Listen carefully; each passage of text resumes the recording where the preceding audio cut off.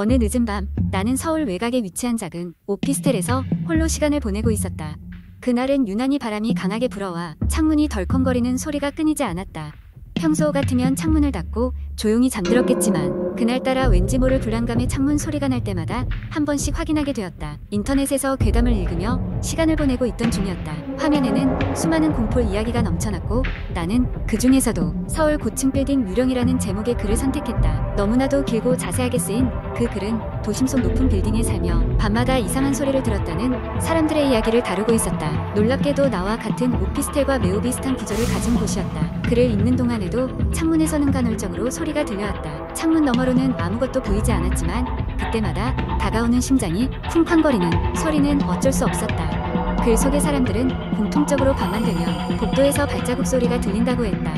처음에는 관리인이겠거니 했지만 시간이 지날수록 그 소리가 규칙적으로 나타나며 불안감을 증폭시켰다고 한다. 그때였다.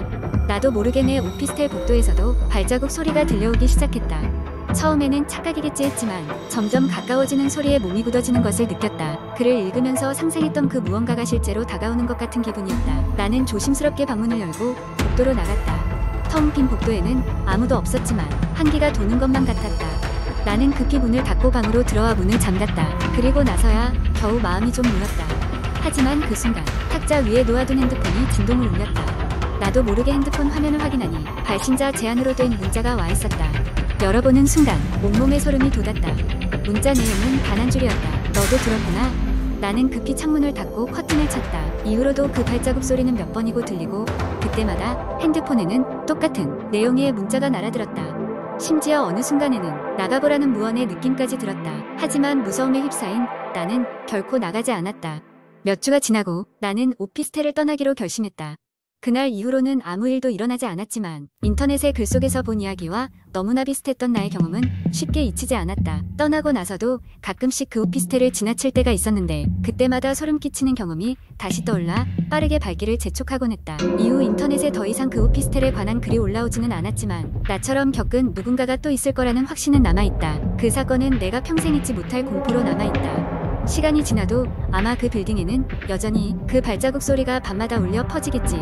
두 번째 이야기, 많은 이들이 잠든 깊은 밤, 서울 외곽의 조용한 주택가에서 시작되는 이야기입니다. 그날은 유독 더운 여름밤이었고 30대 초반의 회사원인 민수는 창문을 활짝 열어놓은 채로 침대에 누워 더위 때문에 한참을 뒤척이고 있었습니다. 침대 옆 작은 탁자 위에는 부모님이 선물해주신 작고 낡은 선풍기가 낮은 소리를 내며 돌아가고 있었지만 불쾌한 열기는 쉽게 가시지 않았습니다. 시계는 새벽 2시를 조금 넘기고 있었고 민수의 눈꺼풀은 무거워지기 시작했습니다. 그 순간 갑자기 창밖으로부터 들려온 이상한 소리에 그의 잠이 방해받았습니다. 처음에는 바람에 흔들리는 나뭇가지 소리일 것이라 생각했지만 금세 그것이 아니란 걸 깨달았습니다. 소리는 마치 누군가가 자신의 집 담벼락을 더듬으며 조용히 움직이는 것 같았습니다. 민수는 불안한 마음에 잠시 망설이다가 침대에서 일어나 살금살금 창문 쪽으로 다가갔습니다. 커튼 틈 사이로 밖을 내다보았지만 어둠 속에선 아무것도 보이지 않았습니다. 그저 바람과 함께 나무들이 흔들리는 모습이 전부였습니다. 그는 다시 자리로 돌아가려 했지만 이번에는 현관문 쪽에서 덜컹거리는 소리가 들려왔습니다. 방문자가 온 것처럼 문손잡이까지 돌리는 소리가 분명했습니다. 혼자 사는 민수에게는 있을 수 없는 일이었기에 그는 심장이 미친 듯이 뛰기 시작했습니다.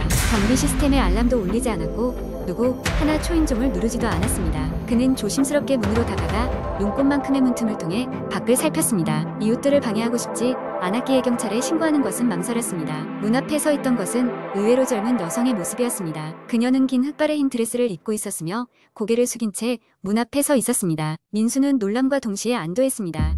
정체를 알 수 없는 괴한이 아니라 그녀가 길을 잘못 찾아온 것일지도 모른다고 생각했습니다. 누구세요? 민수는 떨리는 목소리로 조심스럽게 물었습니다. 그러나 그녀는 아무런 대답도 하지 않았습니다. 의아함에 더욱 가까이 다가가려는 순간 민수는 눈치채지 못했던 무언가를 발견했습니다. 그녀의 발 옆으로 스며들고 있는 검은 액체가 눈에 들어온 것입니다. 그것은 분명 핏자국이었습니다. 당황한 민수는 본능적으로 문을 닫기 위해 손을 뻗었지만 문틈 너머로 새어 들어온 차갑고 축축한 손에 붙잡히고 말았습니다. 비명조차 지르지 못한 민수는 몸이 얼어붙은 듯 마비되었고 그 손은 점점 그의 손목을 강하게 조여오기 시작했습니다. 정신을 잃을 뻔한 그 순간 갑자기 그녀는 한 걸음 물러서며 얼굴을 천천히 들었습니다. 그녀의 얼굴에는 감정이란 것이 전혀 보이지 않았고 텅 빈 눈동자는 마치 탐욕스럽게 그를 바라보는 것 같았습니다. 민수는 그녀의 눈을 마주친 순간 알 수 없는 강력한 공포가 온몸을 휘감는 것을 느꼈습니다. 무언가에 홀린 듯 시선을 피할 수 없었고 그 상태로 한참을 버티고 있던 그는 자신도 모르게 문을 탕 닫고 말았습니다. 문이 닫히자마자 묘한 적막이 감돌았습니다.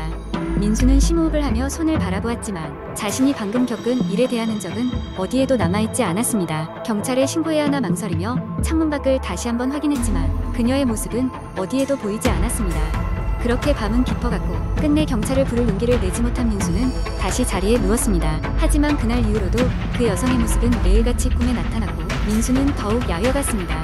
주변 사람들은 그가 예민한 성격이어서 그렇다고 웃어 넘겼지만 민수가 느끼는 공포는 점점 현실과 구분되지 않게 되었습니다. 그리고 몇 주 뒤 동네에서는 한 젊은 여성이 실종되었다는 소식이 들려왔습니다. 민수의 기억 속에 남아있는 그녀의 모습과 실종된 여성의 신상은 놀랄 만큼 일치했지만 그는 결코 그것을 누군가에게 이야기하려는 길을 낼 수 없었습니다. 그렇게 그 여름은 지나갔고 민수의 마음 한구석에는 그 밤에 의문이 여전히 자리 잡고 있었습니다. 민수는 그날 밤 이후로 이사를 결심하고 집을 떠나기로 했습니다. 새로운 곳에서의 생활을 기대하면서도 그의 입가에서는 미소가 쉽사리 떠오르지 않았습니다. 어딘가에서 여전히 자신을 지켜보고 있을지도 모를 그 눈동자 때문인지 모른다는 생각을 하며 그는 새로운 집으로 가는 마지막 짐을 싸기 시작했습니다. 세 번째 이야기. 인터넷에는 수많은 공포 이야기가 돌아다니며 사람들의 상상력을 자극하고 소름 끼치는 경험을 공유합니다. 아래는 한국 인터넷에서 흔히 볼 수 있는 공포 썰의 예시입니다. 내용은 픽션이며 순전히 엔터테인먼트를 목적으로 작성되었습니다. 어느 조용한 마을에 오래된 한옥이 하나 있었다. 몇 년 전 젊은 커플이 새로운 보금자리를 찾아 이사를 오면서 마을에는 새로운 활기가 감돌았다. 한옥은 고즈넉하고 아름다웠지만 주민들 사이에서는 매일 밤마다 알 수 없는 소리가 들린다는 기묘한 소문이 퍼져 있었다. 첫날 밤 새 집에 도착한 커플은 오늘의 피로를 씻고 깊은 잠에 들었다. 그러던 중 새벽 2시가 넘었을 무렵 낡은 목재 바닥을 긁는 듯한 소리가 귀에 들어왔다. 무언가가 천천히 발소리를 죽이며 걸어다니는 느낌에 두 사람은 깜짝 놀라 잠에서 깨어났다. 하지만 집안에 누가 있는지 확인할 수 없었고 결국 날이 밝기를 기다리며 불안한 채로 밤을 보냈다. 그 다음날 커플은 주변 이웃에게 이야기를 나누며 이상한 소리에 대해 물었다. 그런데 이미 마을 사람들 사이에서는 그 오래된 집이 귀신이 산다는 이야기로 유명했다는 것을 알게 되었다. 누구도 명확한 사실을 말해주는 이는 없었지만 그곳에서 살다 떠난 사람들은 하나같이 밤마다 들리는 알 수 없는 발자국 소리 때문에 견디지 못하고 결국 마을을 떠났다는 이야기뿐이었다. 커플은 단순한 우연의 일이라 치부하고 다시 평소처럼 생활하려고 노력했다. 하지만 그날 밤 비슷한 시각에 또 다른 소리가 집안에 울렸다.